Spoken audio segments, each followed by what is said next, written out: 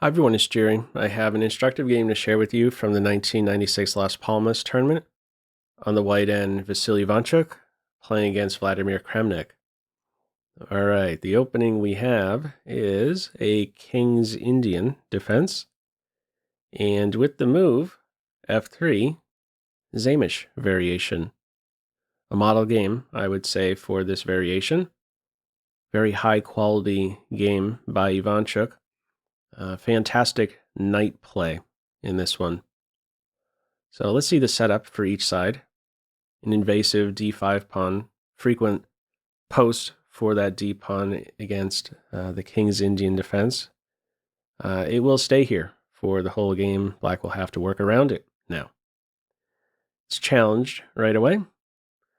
G3, tension resolved. A couple more developing moves, and a6. Pretty much automatic reply to a6, a4. We don't want to see black's majority expand so easily. And black from here plays h5. Now, more recent games, you'll see the moves knight e8 and rook b8, a couple players who are playing these moves from this position that I came across, Nepomniachtchi, Firouzja. They have something in common, these two moves. They're both hinting at pawn breaks, b5, the f5 pawn breaks. In this game, it's h5, ready to scare the knight. There's also a different post available for this guy. So h7 is available. Maybe you don't want to go to e8 to pave the way for f5. h7 is a new square. How to interfere with this? Well, in the game, it's bishop g5. Not so fast. There's also a pin. Black's immediately out of it. And from here, white plays queen d2. The only white queen move of this game. Now is probably not the most appropriate moment for white to castle. If you castle here, after knight h7, bishop has to run in reverse. And then not only does the bishop have to run in reverse, but your knight has to go to the corner. This isn't the end of the world for white here, but maybe not everyone's taste to have the knight here driven to the corner. Ivanchuk's move here, no castles. Queen takes a step up. And now after knight h7, there's a forward reaction to that move. Bishop h6. We get a dark square bishop exchange. Still, no castles here. The king knight continues on its journey.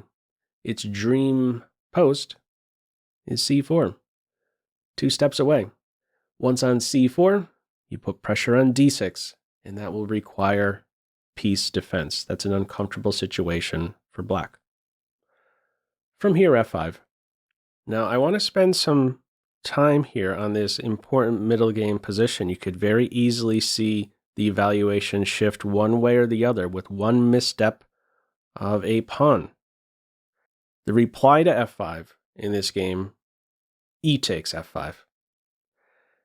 If knight e3 is played here, top reply is with f4, but I have a pop quiz for you. If black captures on e4 here, how would you recapture?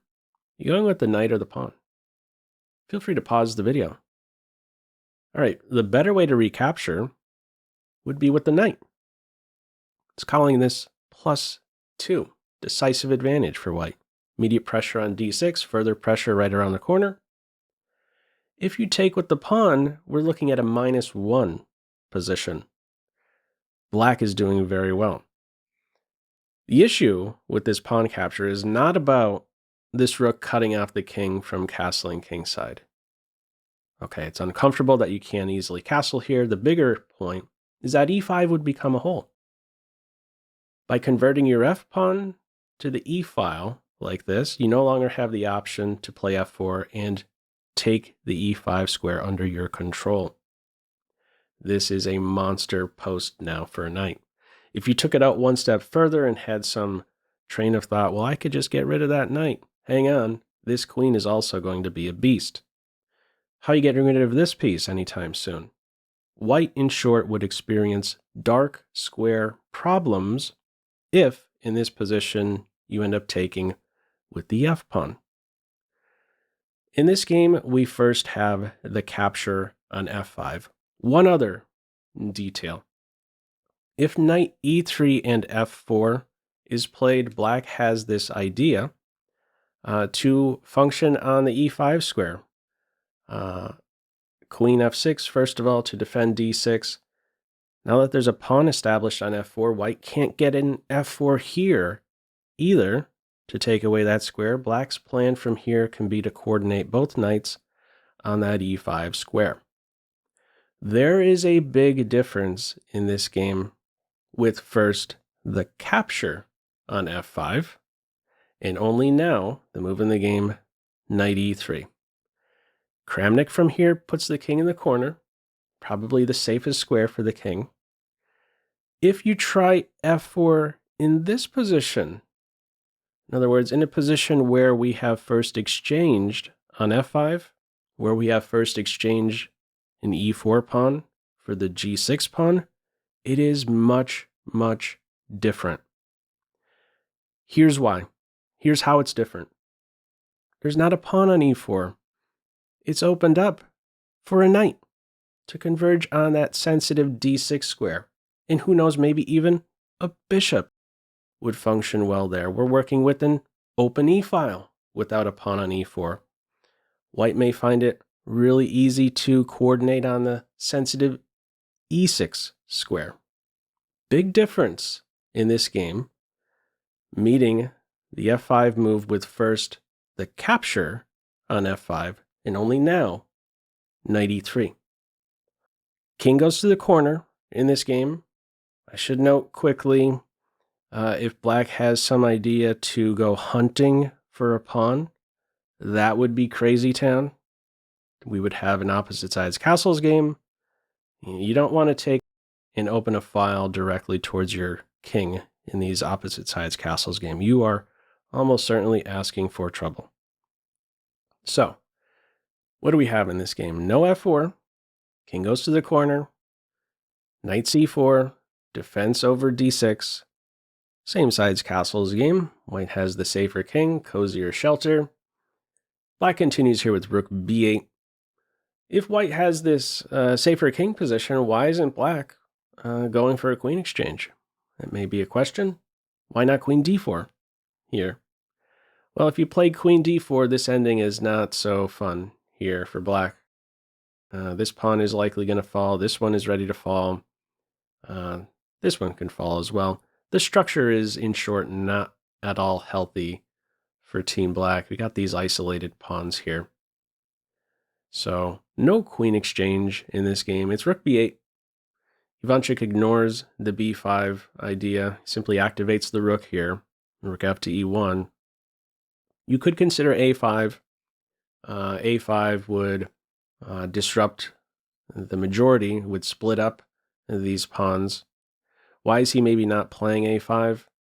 I believe it has to do with this guy here having a file. There is, however, indirect coordinated pressure here on b2 now. Ivanchuk says, you know what? I'll let you have a healthier queenside structure. I just don't want to see your rook have an open file. Rook f to e1 played. b5, ab, knight a5. There we go. No open file for the rook, but there is a healthier pawn structure for black. Pawn duo versus the b2 pawn. That's the trade-off. b4, knight b5 follows, and from here bishop a6 is played. Top in the computer's eyes, it says put the rook on g8. Must admit, it's a difficult situation. However, black really plays it from here. And going through this game, there isn't really one specific move that really cries out, oh, that was terrible with, black's play. A lot of it has to do with the opening we're working with and how well white is playing this game. It's one of these slow, steady improvements towards a decisive advantage. Bishop a6 in this game. We'll see a downside shortly in going for this light square bishop exchange. There it is. The e6 square now lacks a convenient defender. The rook ready to pounce on that square. Some more knight moves first. Rook is hit, rook c8, Knight e6. Let's just pause for a moment. If this position was absent of knights and I handed you two and asked you where would you want to put them, right here is where you would want to put them. These are the dream squares for knights. Key 16 squares of the board. Optimal posts for the knights. 6th ranked knights is what we're looking at here, supported by your furthest advanced pawn. These are holes. Good news everywhere for white here. These guys here, 2nd ranked knights, they cannot compete. Rook a8 from here. No rook exchange. Rook a2. Normally, this rook will be a pest on the 2nd rank here, but it is not a pest. Conveniently defended to this b2 point. This queen is perfect right here. This is her only step in the game. A productive piece from d2. The knights in this game have all the fun. h5, targeted, defended. h4 flicked in. That's a poison pawn. Queen g3 is played. If you take the pawn, there's going to be a fork. Knight e7, or you're going to win the exchange, I should say. If the rook moves in this position, you're going to lose the queen. Pick your favorite knight into g6. There you go. Should come as no surprise with these knights so active that there's going to be a fork. All right, in this game, queen g3, rook e6, knight d to f6, knight e7, black doubles, one final move, knight f to g6, and black resigns. The queen is lost. Queen takes knight, knight takes queen. The only other move is to move the king. Knight f5 would be there. The queen will be a goner. The knights had all the fun in this game, just mapping out the moves. First, the king knight here took 8 steps in this game, and that king knight ended up delivering the final blow there, knight f to g6. Very instructive play here in this variation, the Sämisch. What did you think of this one? Feel free, as usual, to leave any feedback to this video in the comment section below. I hope you enjoyed it and maybe took a thing or two away. That's all for now. Take care.